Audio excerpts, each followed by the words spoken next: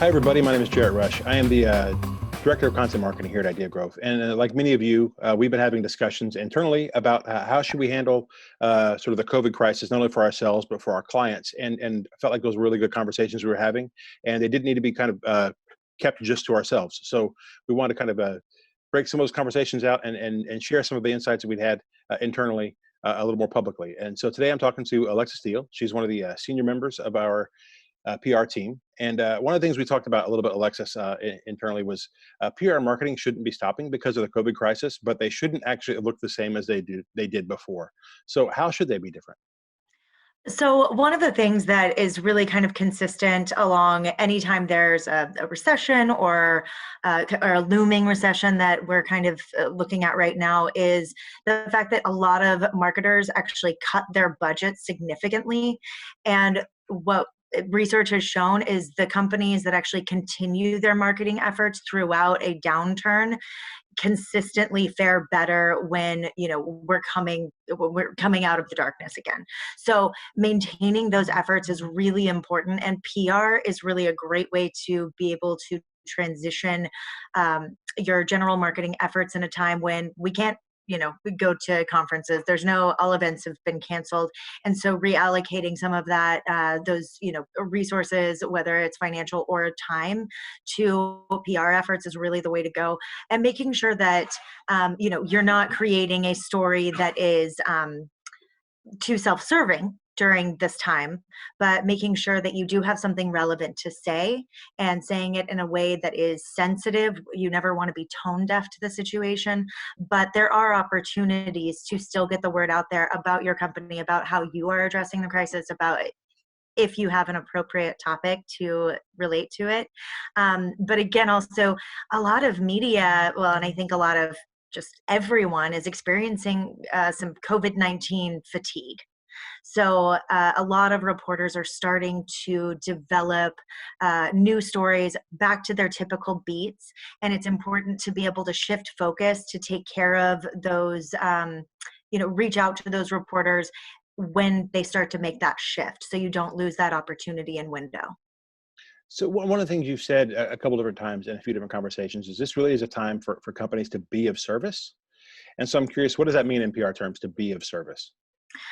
So really focusing on education rather than, your product launch may not be the most newsworthy thing to talk about right now. Your momentum as a company may not be the largest piece.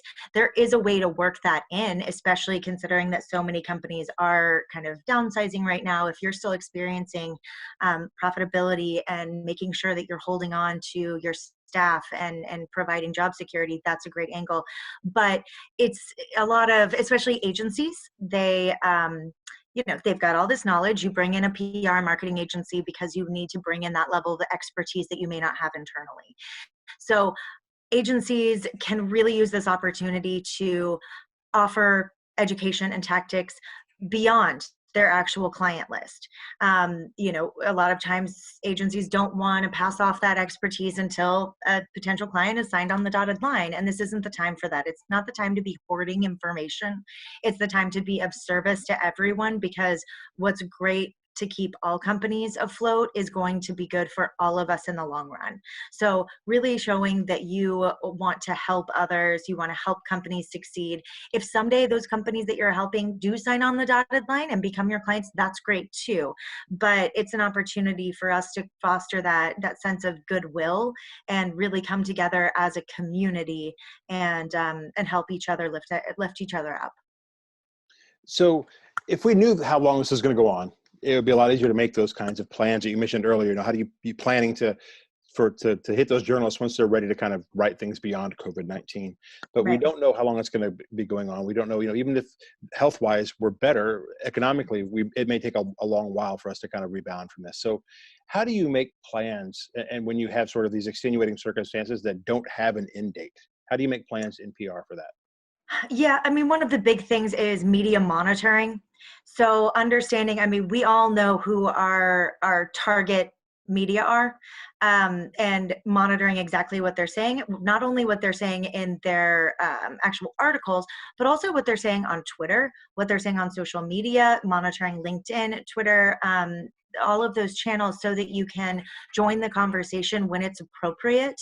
So outlining, okay, we have this launch announcement that we had on the books for April 15th. That's probably not going to be the best timing. So really making sure that you have all of your initiatives ready to go when it's an appropriate time to do so. And in the meantime, focusing on the positives that you do have happening, especially if you're a company, we have several clients that are, well, all of our clients are really technology, but there's a lot of technologies right now that are helping companies get through the situation, work from home, make processes easier, especially companies if you're in healthcare or e-learning. Those are industries where you have a really compelling story to tell right now. So it's important, if you have an industry that is related to what's happening, not to miss your opportunity to go out with it now. And then on the flip side, if you don't really relate to what's happening right now, making sure that you're holding off until that time is appropriate, until the media is talking, getting back to business as usual, and you are ready to just, hit go when the time is right and appropriate to do so.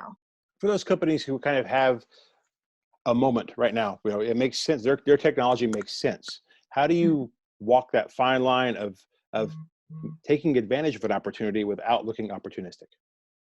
Well, really focusing all of your angles on how does this help?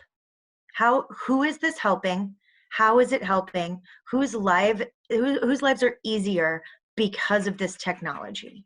And if you can't answer those succinctly, then it's probably not the right time to move forward.